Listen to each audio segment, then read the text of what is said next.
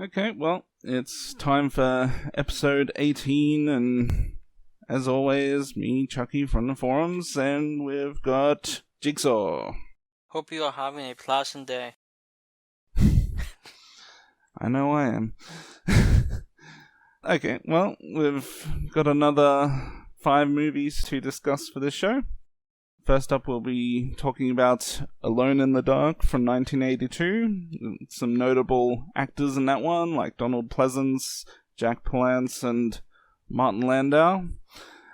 Then we move on to a slasher movie from 1988 called Hide and Go Shriek. And then we shift things to the most recent Slender Man movie from 2018, which I believe was in theaters in the past year or two. And then Chucky the Killer Doll is back in Child's Play 2 from 1990. And then the final movie for today's show is a Japanese cult classic, House, from 1977. Alone in the Dark. I was expecting you to segue, so my apologies.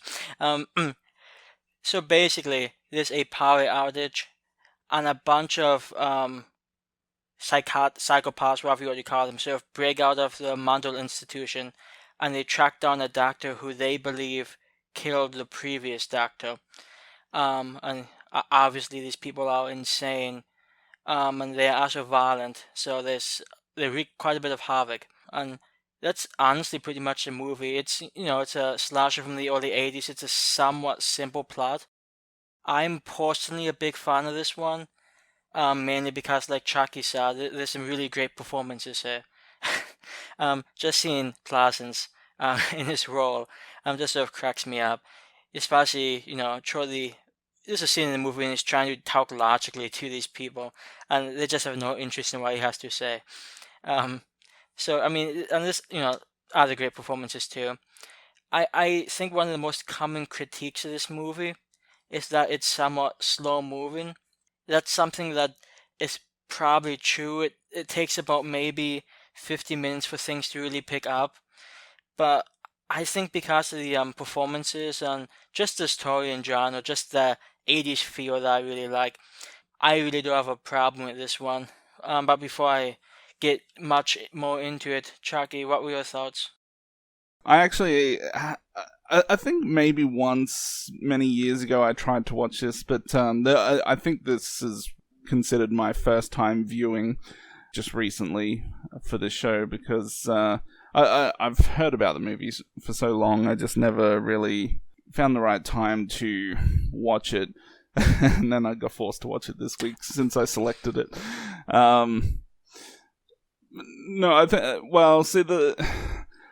I thought it was okay, and probably my biggest problem with the movie is what you just said earlier about how it's just a bit slow moving.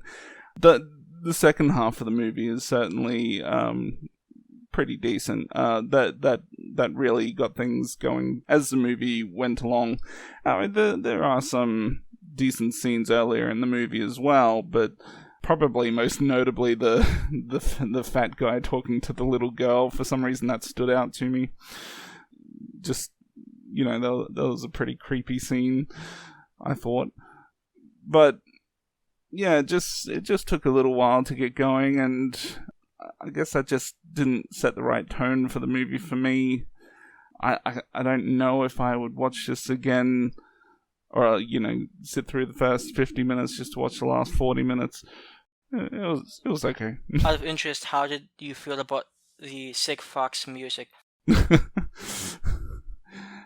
Well, I mean, it sounded like some other punk music from like 70s and stuff. So I listened to bands like Misfits, and it did kind of remind me of a lot of like punk music kind of from that time. So yeah, no, it was fine. I couldn't really, I didn't really pay attention to like the lyrics or anything, so I'm not sure if there was anything. There was some quality stuff. Yeah. Yeah, I think one of the songs we ended up chop, chop, chop up your mother, and that's some good stuff. That reminds me, I actually really liked the sister of the main character. Her name, off the top of my head, was, I think, Tony. The name of the character. It was she was played by Lee Taylor Allen. She was sort of a new wave punk girl, and she was I thought she was pretty fun. She wasn't necessarily important to the story, but it was just one of those personalities that you sort of enjoy, especially comparing her with the younger girl, like, who is a very like, I don't know, I guess precocious young girl, who is probably one of the most collected throughout the movie, to be honest. So I don't know, it's one of those things where the characters make a somewhat, I wouldn't go as far to say tedious, but I've heard that word used to describe this movie before. I think the characters make it work really well. And actually, I was going to ask you, out of the four maniacs, which one was your favorite? To be honest, I don't think I have a favorite. I mean, there's none that I disliked, but at the same time, none of them kind of threw the movie over the top for me either. So maybe the Preacher one. I've always been a Preacher guy myself. Like, the guy has such an intense way about him. Not that not that the Jack Palance character doesn't. Yeah. And also, one thing that always stuck with me about this movie is toward the end, there's a bit of a plot twist that when I first saw this movie, like 5, 6, 7 years ago, I was thinking to myself, oh hey, that was somewhat unexpected. That's sort of cool, and even seeing it now, I still think it's a decently effective, if not somewhat I don't know, maybe somewhat illogical, but I still thought it was a pretty effective twist, and I enjoyed it. This also a scene I wanted to bring up, in which the small bit of nudity in this movie from the babysitter, whose name is Bunky, played by a young woman named Carol Lavi or Levy, I'm not sure which, but there's a scene in which one of the maniacs was under the bed stabbing up with a knife, and she was, of course, on the mattress trying to avoid getting stabbed by said knife. And that was probably in my opinion, one of the most suspenseful scenes, along with what you mentioned earlier, the one with the child molester talking to the little girl. That was I thought pretty solid, because as an audience, you sort of like the girl, or at least I always like the girl, and you just hope nothing happens to her, because you easily know there's no adult characters around besides the child molester, and she's not in a good situation. So I'm happy. I don't know. That's a scene that always stuck with me also. Yeah. Well, when you mentioned the name Bunky, it was kind of funny, because just before I watched this movie, I had rewatched Hide and Go Shriek, and one of the main actresses in that movie, her name's Bunky, so it's just kind of odd. I've never really heard anyone with that name. Then I come across a character with that name and an actress with that name in 2 movies in a row. It's just weird. Maybe it was a popular name back in, I guess these people were probably born in the 50s or 60s, so I'm going to name my first daughter Bunky if I have a daughter, so... Well, hey, it's a lot better than what some people are naming their children these days. Jeez. That's the true horror. And also, I just wanted to reiterate. Actually, I wanted to say 2 things. One, and if you are a big horror fan, you probably noticed this when watching the movie. But there's a small scene with a receptionist near the beginning of the movie, and that woman is played by Lin Shaye. Lin Shaye, who was also the teacher in A Nightmare on Elm Street, which came out just 2 years later, also New Line Cinema. I like how you point out, like, one of her smaller role movies, rather, even though it's a fairly big movie, but I mean, she's been the lead in a lot of big movies as well, like the Insidious movies. Yeah, to be honest, I actually completely forgot she was in Insidious until just now. Pretty much the only thing I know her from is her small cameos. And, Nightmare on Elm Street is one of those movies I've probably seen the most. I've actually probably seen that one more than Halloween. So, for me, it's like my go to when I think about that character or that woman. So, I mean, no offense to her other mini roles. She's in a lot of movies, yeah. Yeah, I was actually surprised. 204 credits right now on IMDb, which is that's not unimpressive. And I just also wanted to say again how much I like Donald Pleasence in this movie. He's sort of carefree in a way. I think he's a really fun character. And seeing like this straight-laced psychiatrist try to get along with Donald Pleasence, it just cracks me up. Especially when he's just hugging the guy and he's just looking back like, what the hell do I do now? Yeah, I don't mind Donald Pleasence, but I think of, I mean, in this movie, I thought his character was okay. It's just because I like Halloween, but I don't love the Halloween movies, so maybe the fact that you also love Halloween, somehow that plays into your enjoyment of him even more in this movie. I'm not sure, but I just don't have that Halloween connection with Donald Pleasence. And I mean, he was in plenty of other great movies too, The Flash and the Fiends from 1960. Yeah, he's been in other things, but I mean, the one movie, if I had to name the first movie that jumps to mind, I always go to Halloween. Yeah, it's one of the unfortunate facts that you do not love Halloween. But I mean, 8 out of 10's not anything to sniff at for Halloween, but I just don't love it. Yeah. Yeah, so Alone in the Dark is a movie that I've seen maybe twice before. It's been quite some time since I've last seen it. And it maybe it's a bit slower going, but it has everything I look for in a movie. I find myself having a pretty good time with it. There's just a lot of characters that I enjoy, and just it's a movie I have fun with. So I gave this one an 8.5, and I'm going to round it up to a 9 out of 10. Impressive. I'm going to just for now. I'm going to give it a 6, and I mean, yeah, like I said, it does move a little slowly, and that for me probably had a big impact on my rating. But I mean, there's some decent performances in it, and it does get quite it gets more enjoyable as it moves along. So, and the end, the last 20-30 minutes is pretty decent. So, I can see myself potentially giving this a 7 after another rewatch, maybe another time when I'm really in the mood for it. But for now, that's what my score is, 6 out of 10. So, let's move on this time to a full-on slasher movie from the late 80s, Hide and Go Shriek, which is pretty simple plot here. A group of teenagers who spend the night in a furniture store because it has so many beds to fark in. And of course there's a psycho killer in the store that starts hunting them down one by one. And is he a psychic killer or a psychotic? Well, I guess one thing to mention is after he kills someone, he tends to dress up as the person that he kills to kind of mess with the next person that he's going after. Yeah, I think that adds sort of a really creepy element on a side note. But yeah, so I've seen this movie once before. I actually have it on Blu-ray, so it was pretty easy to watch it again.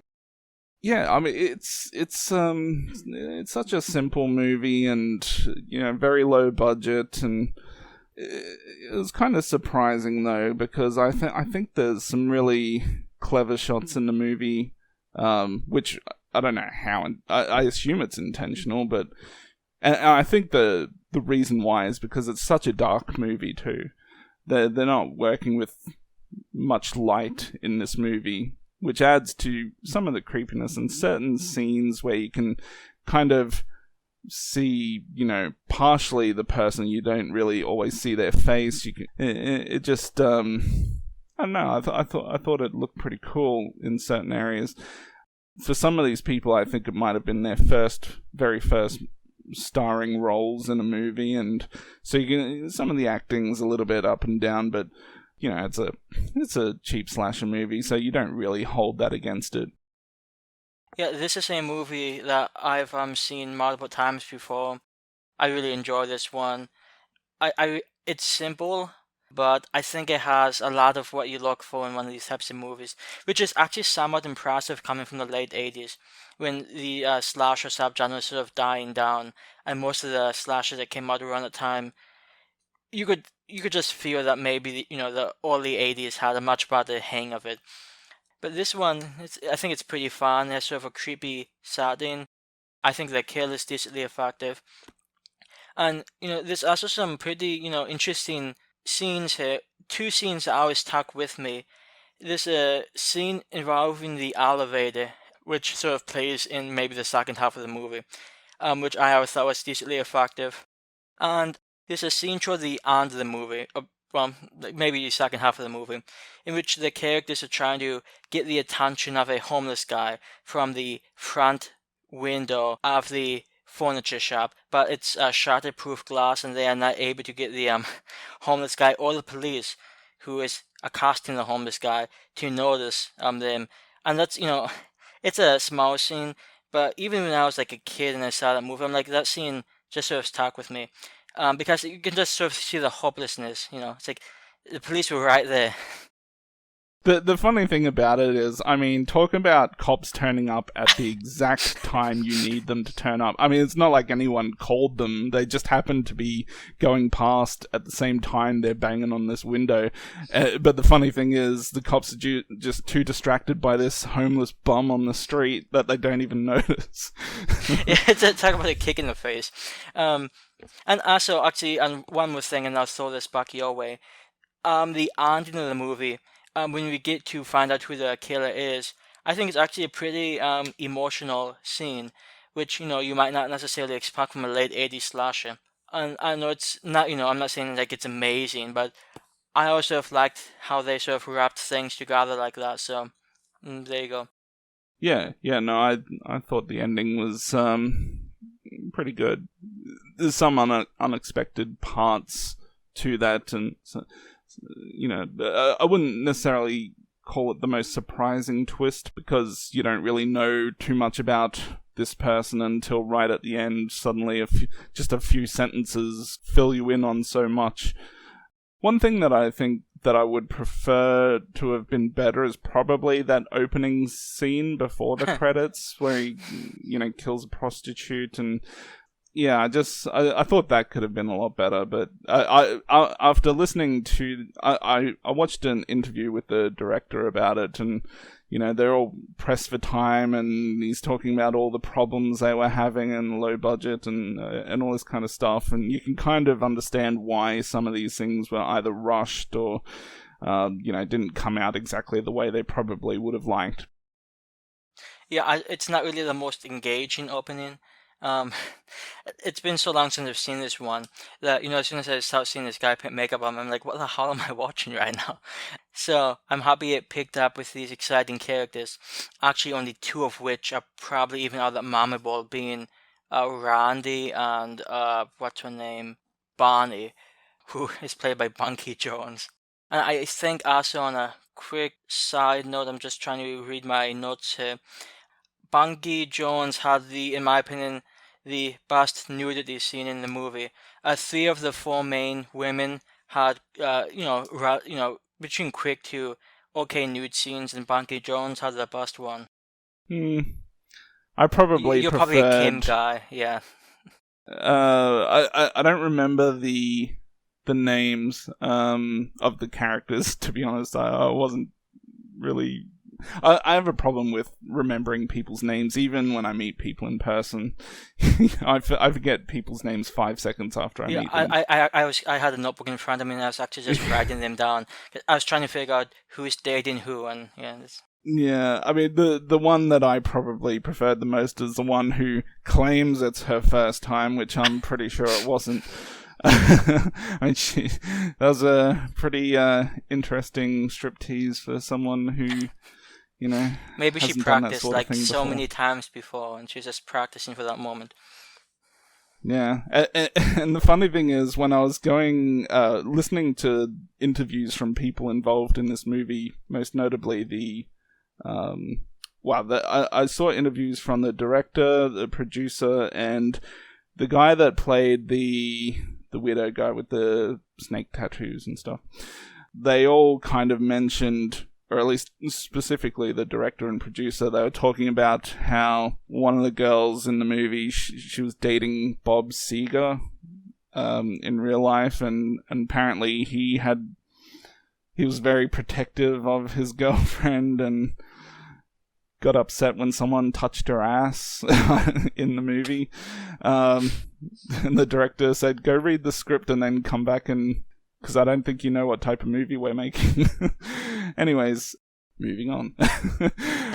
But I guess another thing with the movie is that even though it's a pretty cheap movie, because, like I was saying earlier, with the lighting and that helps with a lot of scenes. There's a lot of scenes, especially probably more in the second half, where you see a lot more mannequins being used, and in the dark, it creates a pretty creepy vibe, I thought. I always like seeing mannequins and dolls and all these type of creepy things in horror movies, and I thought they were used quite effectively for such a low-budget movie.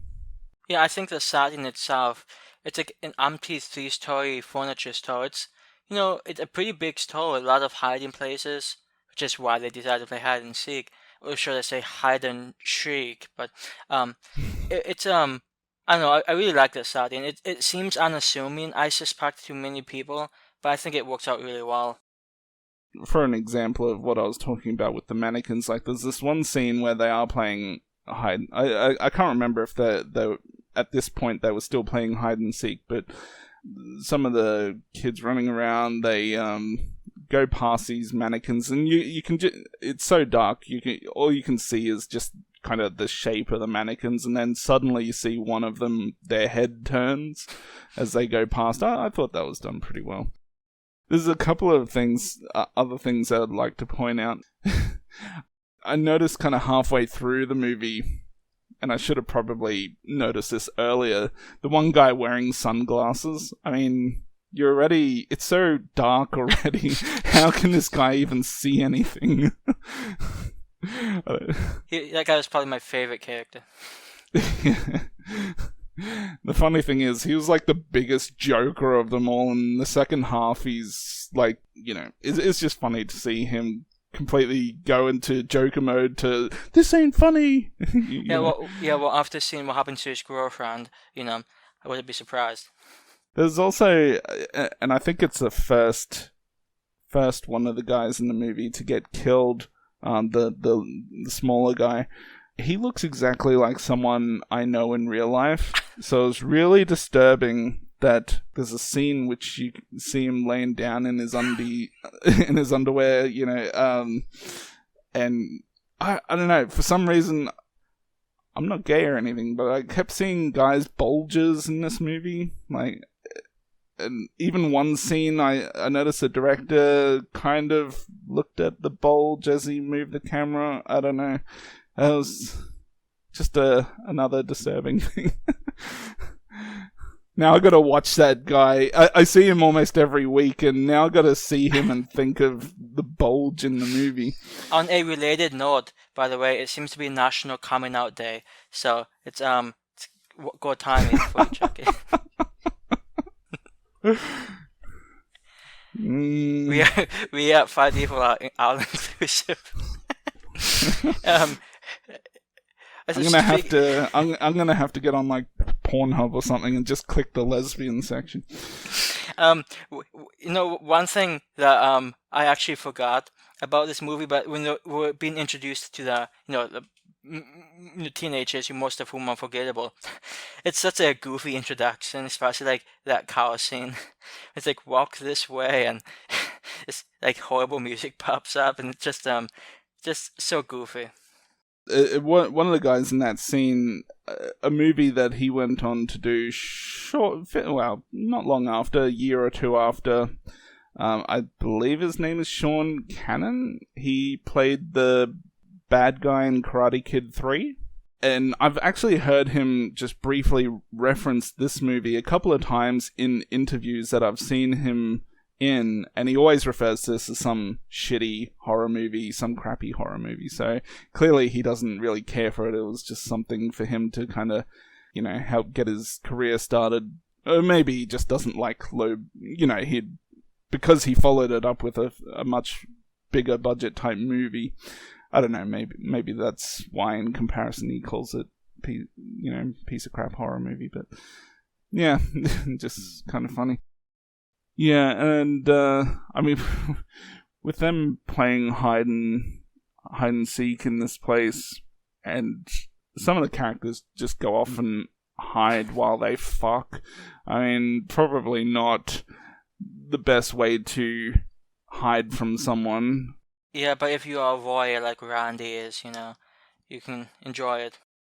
I kept thinking, like, the one guy is, like, telling everyone not to make a mess and all this kind of stuff, but I mean, they're gonna have, like, jizz stains and other bodily fluids everywhere in this place with the amount of sex they're having. Well, he did technically say they should clean the baths afterwards, so it should probably be okay. I doubt they've got a laundromat nearby. I mean, what are they gonna do? Like, wipe the crusty semen stains off? Maybe. Anyways, they're gonna have all kinds of juices, bodily fluids. Just National Coming Out Day was a perfect day for this movie. Yeah. Probably one last thing. It's just the poster art for the movie. I always, and I'm not sure if this was intentional, but I always found the poster art to be somewhat interesting because we've got this person hiding under a bed, but it's kind of unclear as to whether that's someone hiding from a killer or if that is just some creepy woman. You can't see the face very well. So once you see the scene in the movie, you know what it is, but before you see the scene, it looks like some kind of possibly creepy lady trying to grab someone, but on the flip side, the person standing there has tattoos, and I guess, 30 years ago, tattoos weren't not nearly as mainstream as they are now, and there is some, not that everyone who had tattoos back then was a bad person, but I'd say that was, back 30 years ago, you would associate tattoos a little bit more with rougher, bad type people than you would these days. So, it really is a bit confusing as to whether is the person under the bed the person to be scared of, or is it the person that's standing next to the bed? I thought that was, somewhat cool. Yeah, and actually on a somewhat related note, long before I had even seen this movie, this that poster really, interested me. And not necessarily for the same reasons as you, but I just always thought it was a somewhat, cool, somewhat, intriguing picture. You're sort of wondering what's going on, and it looked like it could just be a fun movie, and luckily, despite the low quality and the time it came out, it pretty much comes out to be. And maybe one other thing that I should mention is that when this movie came out, they actually did try and play it in some theaters, and to get an R rating for the movie, they did have to cut stuff out. Really, the only thing worth mentioning that was cut is a part of that elevator scene where someone loses their head. Now, depending on where you watch this movie, I don't know if it actually ever came out on DVD, but some VHS releases had an unrated version where they just show the extra 2 seconds of this person's head coming off. But yeah, so depending on where you watch it, you may get that extra 2 seconds or not. To be honest, it didn't really affect the scene too much, because I saw both clips of that 2 seconds being in and out of the scene, so just something to keep an eye out for. To sum it all up, I thought this was a pretty decent slasher movie for, when you consider just the extremely low budget and the cheap location that they did really well with the cheap location. They only had the one building to work in, and they just turned some abandoned building into this furniture store, and I think they made pretty good use of it. Yeah, so, and I enjoyed, the sort of twist, the kind of unexpected things that happened towards the end. Yeah, I enjoyed a lot of scenes with the lighting and everything, so I was tossing up between a 7 and an 8. I think I'll give it an 8, just to be nice. I think they really overachieved on this one, and as time goes by, I think more and more people, especially slasher fans, should appreciate this movie. I can understand why, back when it came out, they're like, just another cheap piece of crap slasher movie. But 30 years onwards, you can look back on it and kind of appreciate it for what it was. Yeah, I think I've noticed in the last few years a bit more, I guess, appreciation for this one. I'm pretty sure, and maybe you remember this, but it used to be that on IMDb this had like somewhere between like a 4.3 and a 4.8, but it was on the, it was quite a bit below a 5, and now it has not a great rating, but I think it moved up to like a 5.4, which is somewhat respectable for like a low budget slasher from the late 80s. Yeah. Well, just on that note, I think I mentioned many weeks or months ago that I noticed that a lot of older movies, especially ones with bad ratings, tend to actually go up over time. Because I talked about some of my favorite movies and how they used to be like 4 point whatever out of 10, and they've jumped up a whole 1 or 2 points up to 5 and 6 out of 10. So yeah, even with Child's Play used to have like just over a 5 out of 10, something like that, like back in 2002 or whatever it was. And if we look now, I think it's getting closer to a 7 out of 10 or a 6.5, something like that. Yeah, so I'm just hoping that shows more people, taking a chance and watching these movies, maybe not expecting something great, but having a good time with it. And I have a good time with Hide and Go Shriek. It's a movie I've seen, like I said, quite a few times, and I enjoy it. And I probably would give this like an 8.5, and I'd round that down to an 8 out of 10. This next movie is not going to be getting an 8 out of 10 from me. Though maybe Chucky, we will find out.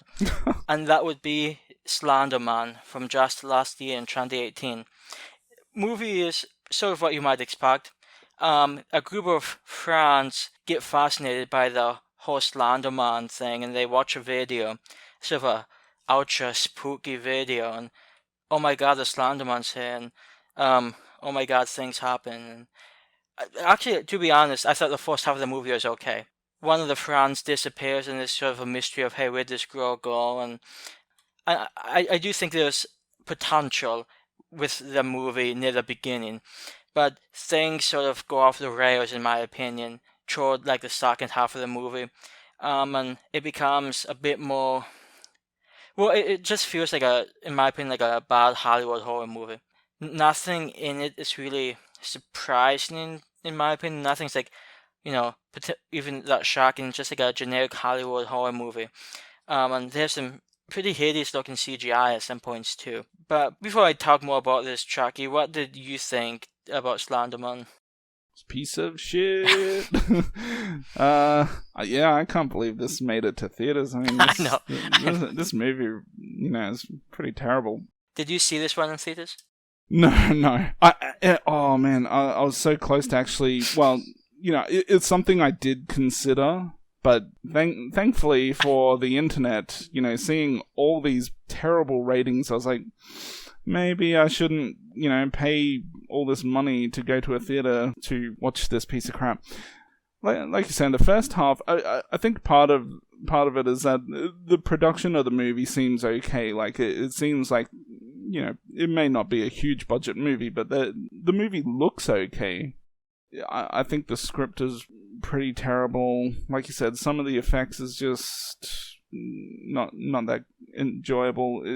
It's just a movie I've tried watching it twice. I did kind of get through it, but I'd say with a laptop in front of me, and there were times where I was more interested in just looking at anything on my laptop than looking up at the TV screen. The characters, I couldn't care about these characters anyways. This is the type of movie that I feel like if I did go to the theaters, the only people enjoying it would probably be like the teens or tweens or the very young crowd who do all the obnoxious screaming at horror movies, the ones who just scream so loud, like for I don't know, it just maybe like that Annabelle crowd that I had. I can see some of the people from that crowd enjoying this movie, or at least being noisy in this movie. It's just thoroughly unenjoyable. Yeah, it's one of those movies. No, I admit I was somewhat surprised by just how low the rating was on IMDb. Because I knew it was, it got bad, reviews, but I didn't know it was that bad. And I believe right now it's like in the IMDb bottom 100 movies. Yeah, it's number 45 right now at a 3.2, which, I didn't like the movie, but I didn't think it was, I don't think it was quite that bad. It actually reminded me a bit of the remake of A Nightmare on Elm Street. Now, that movie was probably better than this one, but it had a very sort of vanilla, generic feel that, you watch it and maybe one or two scenes are okay, but then you sort of forget it the next day. And Slender Man is, in my opinion, one of those movies. I don't think it was, like, atrocious, but, I mean, some parts were, but as a movie, the movie as a whole, I didn't think it was, like, the worst thing I've ever seen. It's just very generic, very Hollywood, and just past a certain point, not really worth watching whatsoever. Yeah, this is one that I would not necessarily recommend seeing. This is actually the only Slender Man horror movie I've seen. I know there's like a bunch of them out there. It's like the new thing. If you have like a, just a cheap, video recorder, you can just make a Slender Man movie. And I suspect some of the others out there probably, story-wise, maybe just as bad as this one. But this one had a decent production, like Chucky said. And I feel like they had an okay budget. I mean, they definitely have more money than just a bunch of teens recording some Slender Man movie in the woods. So, I mean, I don't know if this movie really had an excuse. I mean, they had some decent performances. I mean, the story was horrible and the CGI was, pretty lacking. So yeah, I didn't hate it as much as some people did, but it definitely wasn't a great movie, and I do not see myself seeing this one again anytime soon. So I'm just going to give this a 5.5. Believe it or not, I'm actually going to round it up to a 6.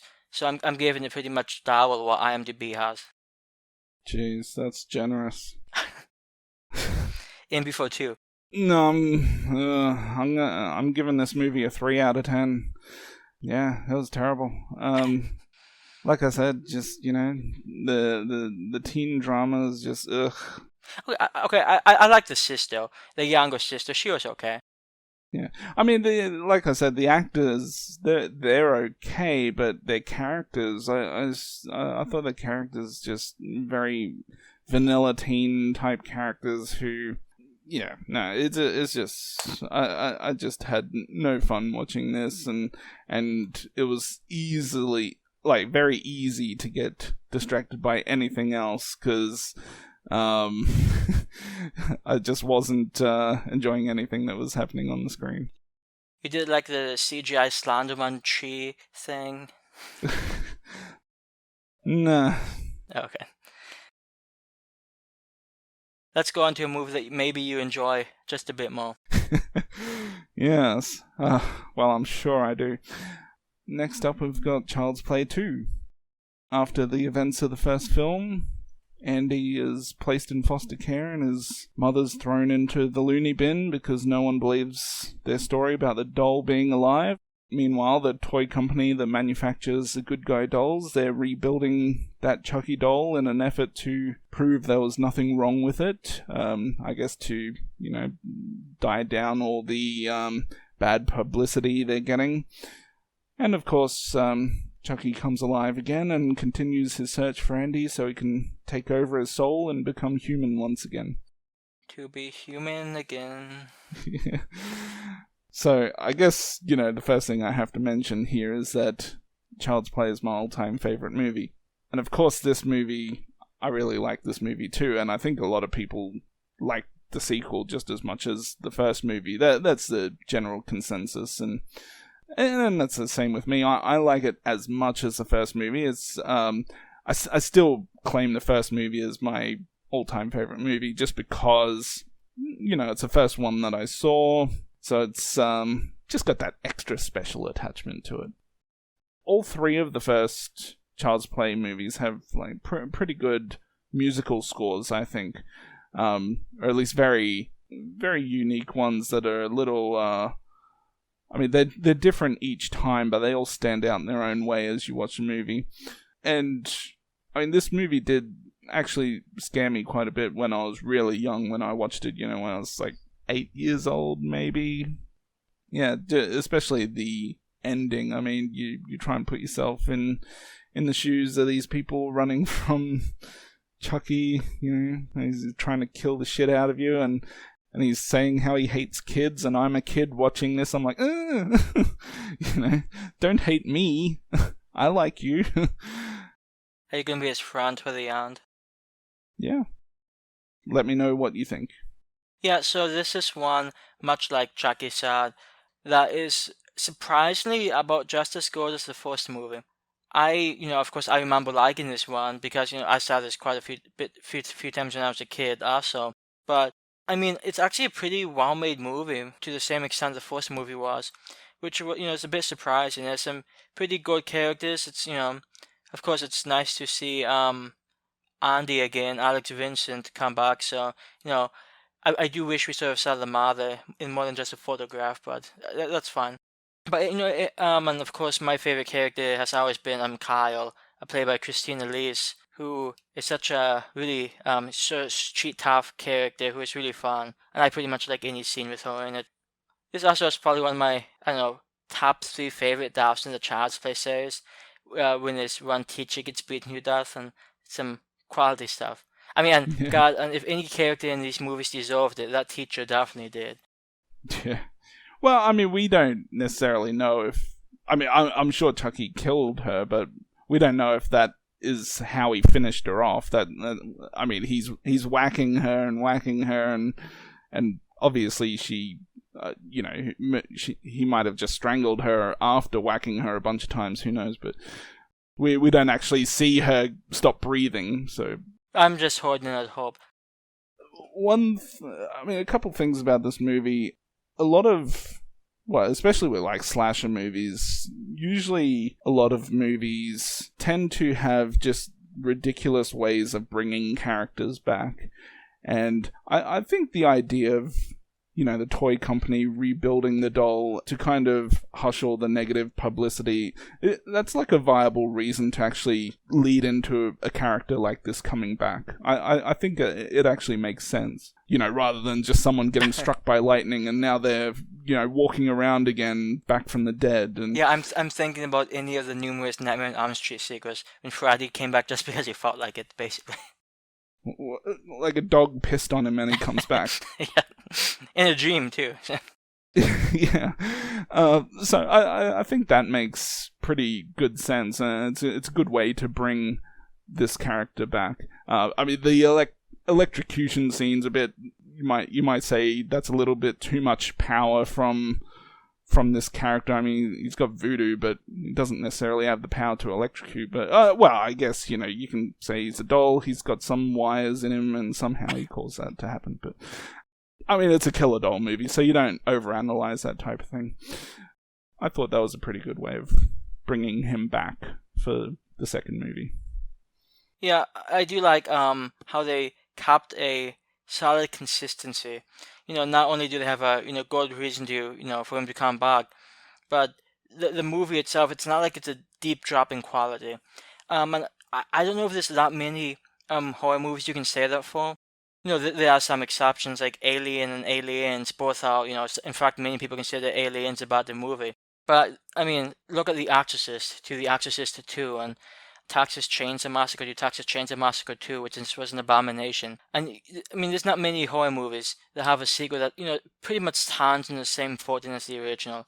So that's something that I feel is somewhat easy to miss, mainly because I think many people sort of underrate the Child's Play series overall anyway. But it's just something I'm personally impressed with, and to be honest, the character, what's her name? I just totally blanked. But Kyle, that character is probably more fun than any character in the first movie. At least, gives it a little, more of a youthful, kick-ass feel to it. So I don't know, it's just a movie that I think's pretty enjoyable. Honestly, I don't see why somebody could watch the first movie, watch this, and have an issue with this one. I guess I just don't see that. I remember seeing Roger Ebert talk about this movie because he actually quite liked the first movie, which is kind of surprising because they tend to rip a lot of horror movies to shreds. And he also said this one was actually really well made, but at the same time he didn't recommend it because he thought it was quite a sickening movie. Of course. So more because it's a little more exploitative than the original one is, I guess, because this one's just more about just killing, and the original one, did have probably a little more suspense, or a bit more story to it, and some more character development to it. But for us and for slasher fans or Chucky fans, that type of thing's not the biggest obstacle. The only thing about this movie that, and it in no way, shape, or form really affects my enjoyment of the movie, but it's something I enjoy from the original that this one doesn't have, is the kind of evolution of the doll turning into more human. Like the original one, you could actually see the doll becoming human from looking older, like you've got the receding hairline, bushier eyebrows, and things like that. You can really see the doll change. And in this one, from the first scene to the last scene, still looks the same. And of course we see towards the end, he's bit of a spoiler alert here, but I assume 99.9% of people watching or listening to us probably already seen the movie. It gets to a point where he says, "No, I've used up too much time now. I've gone past the point of becoming too human." And all we see from that is just, he's dripping some blood from his nose. But compared to the original, we can actually see him as time goes by, that turning more human. In this, it just doesn't have that same effect. I see where you're going. At the same time, the conclusion of this movie, throughout the finale, you see Chucky get more and more messed up in the toy factory. And though I sort of wish, they had gone maybe what they did with the first movie, I still thought, it was decently effective with just what they did. Yeah. I think it's probably more that partially budget, but yeah, it'd probably take a lot of time and effort to go through all that again, because that'd require so many more dolls and probably a lot more animatronic type stuff involved. And so I can kind of see why, it potentially didn't happen. And like I said, it certainly didn't affect my enjoyment of the movie. And I guess one last thing is just speaking about that ending to the movie. That's definitely one of the best ending locations for a horror movie, in my opinion. I mean, it's so... We're so used to seeing people, outside in the dark or... some dark location, and now we get this fairly brightly lit toy factory, and it actually becomes quite scary. Like they're put in certain situations where they have to climb up that what do you call it? I can't remember what it's called. Not a conveyor belt, but yeah, they're climbing up that thing. That thing. That thing.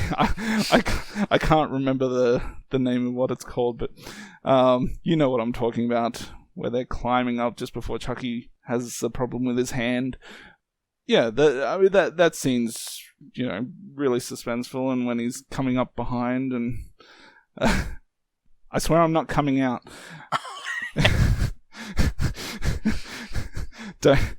No. I didn't say anything. Don't make that connection. I think you're the only one making that connection. Okay. Yeah, so Child's Play 2 is surprisingly a pretty good movie. It's one that I've seen quite a few times throughout my life, and I'll probably see it quite a few more times. It's probably the second, maybe third best movie in the series, which in my opinion is pretty high praise for the Child's Play series. And I'm giving this one an 8.5, and I'm actually going to round it up to a 9 out of 10. Yeah. I give it a perfect 10 out of 10 sequel to my all-time favorite movie, and it's just as enjoyable. For all the reasons that we've discussed, I don't need to really go on much more about it. It's just a awesome movie. Luckily, we're going to be finished off right now with true classic, and I don't mean that in any type of degrading way. This really is a classic Japanese movie. House, or Houseu in its Japanese. Pretty simple plot, all things considered, though it certainly doesn't feel that way. 7 girls go to a country home, and one of the girls in the group has an aunt who lives there, and then bizarre things start happening to the group of girls at that home. It's a difficult movie to talk about because this is just me. I don't possess the vocabulary necessary to describe how unique this experience is. I know that some people, and for all I know, Chucky might be one of them. I know for some people maybe it's just a bit too out there, but this is probably one of the wildest movies I've ever seen in my life, and I haven't seen anything that comes close to being it's not even necessarily psychedelic. It's just a bizarre, sometimes over the top, sometimes slapstick. It's just a very unique movie. Well, I mean, obviously I've heard about this movie for quite a long time, and I've just never really sat down, never watched it until, we decided to talk about this one for the show. Now, the funny thing about it is I never even really bothered to watch any clips or even the trailer or anything about this before I watched it. All I can remember ever seeing is, some of the posters for it and just maybe some very vague things that people may have said about it. To be honest, I really don't remember seeing or hearing much about what's actually in the movie. So I went into this movie kind of thinking, okay, this is going to be like all these other movies that we get, like The Grudge and The Ring, and I was expecting like this like dark type horror movie where just a lot of crazy shit's happening. Or if you've ever seen that Darren Gray music video for their song Obscure, it would be I was possibly expecting something like that. I just want to say one quick thing before you go any further. If I could have seen your facial expressions while watching this movie, I probably would have had a pretty okay time. Yeah. And it didn't take long for me. I was just like, what the fuck is going on? Even just towards the start, there's this scene where this woman puts was it a scarf or a shawl or whatever you want to call it around this girl, and she dramatically drops it as she runs off, and they had to like do this sort of not split screen but this secondary screen showing her dropping it, and it was just so weird. And then obviously throughout the movie we see just so many different ways in which the movie is just filmed, like the director's on, I don't know, he's tripping balls or something. Yeah, so I didn't expect it to be so zany and offbeat. Like, I was expecting something more dark and trying to be, like, really scary type thing. I didn't know it was going to be, like, a comedy type element to it. So, just very, very weird. Very weird. Out of interest, did you have a favorite girl? I always liked Kung Fu myself. Maybe. I mean, I got a kick out of her just randomly kicking things. The thing is, I don't even know how I'm going to rate this thing, because I wouldn't say I necessarily enjoyed it, but I also wouldn't say I disliked it either. it's just... I'd probably have to watch it again, to be honest, and see what I feel about it the second time, but yeah, for now I'm just lost with what to really think about it. Out of interest, have you seen many other movies that sort of remind you of this one? Not really. I know that, and it sounds like you had a somewhat decent time with this one, which is kind of surprising to me, because I know in the past we've reviewed some really, like, just silly movies or movies where the humor's just so out there that you don't tend to like them. So, like the Greasy Strangler, what was that, a week or two ago? I mean, it's so weird. Weird in a different way, but it's still, both of these movies are kind of really out there. Comparing the Greasy Strangler to House is like a punch in the gut. Yeah. Well, like I said, they're both very unconventional type movies. That's more what I'm trying to say. I'm not saying they're exactly the same, but to be entirely honest, I'm not sure why I actually enjoy this one as much as I do. I think a big part of it is really the creativity that went into making it. Like I said, I can't really describe exactly how interesting, like, this animation in the movie. There's a flashback sequence that makes it look like a silent movie, and the girls are commenting on it like it's just really bizarre stuff that I've never seen anywhere. And I think it makes the experience watching this, even if you didn't like the movie, I think it's a movie that you're probably not going to forget. And sometimes there are scenes that are a bit too goofy, but sometimes when scenes are too goofy and it just keeps going, like the piano scene, I mean, how can you not have a fun time? Like, that piano scene's always been probably one of my favorite scenes of a 70s horror movie, just because it's just so bizarre. The lighting, I mean, everything about it is just like, what am I watching right now? It's just a wonderful time. I must say I enjoyed the cat in the movie. Just the cat just constantly being featured throughout the movie. Out of interest, did you know that witch cats are the only ones who can open doors? Or is it closed doors? I mean, I don't know. I don't know if that's a thing on that side of the world or not, but I've never heard that. Yeah, I don't know. But yeah, no, I enjoyed seeing that little kitty cat. I have to say what I enjoyed. Like I said, I've seen this movie before, but it's been quite some time, and I actually had forgotten that there was nudity in this movie, and it pops up toward the end, and I'm not saying it's significant or anything, but I mean, there's a bunch of decently attractive, Asian women, and this, like, for most of the movie, you sort of get nothing, although you do get Kang Fu, who is pretty much standing like bikini bottoms most of the movie. That's what it looked like to me anyway, which I had no complaints about. But then we also get a little surprise nudity from, I think it was the prof character, the one with glasses, toward the end. So I mean, I found that a nice surprise, and it didn't really impact the movie, but just one of those things that, oh hey, that's nice to see.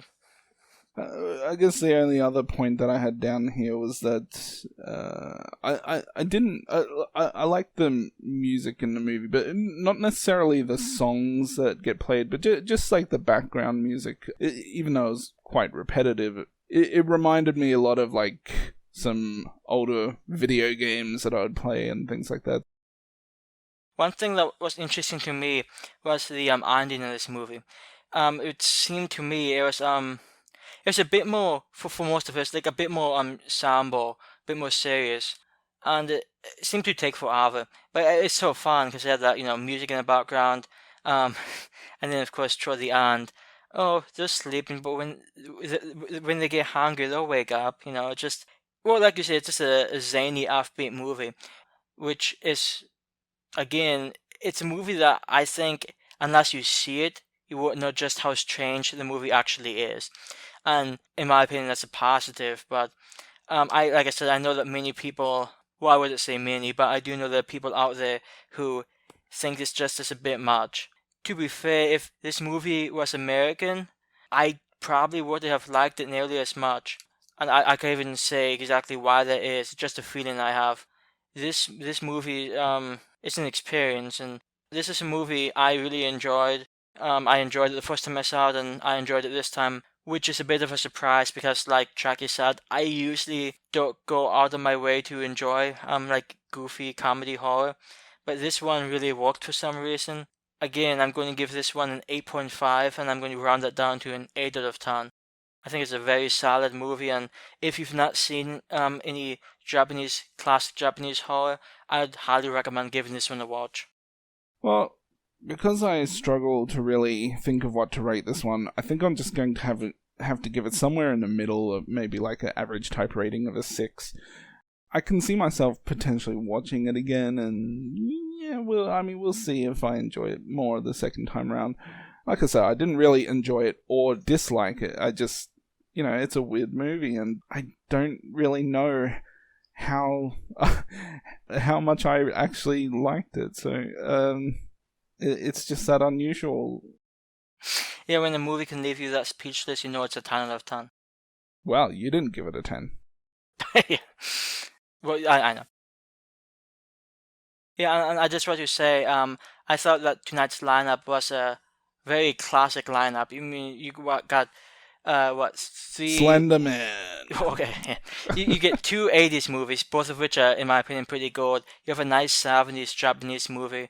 You have probably one of the I mean, you would probably rate it probably one of the best horror movies of the 90s with Child's Play 2, and then Slender Man. But I mean, I thought it was a pretty nice lineup, so I was quite happy. And that's how the cookie crumbles. You guys have a nice night.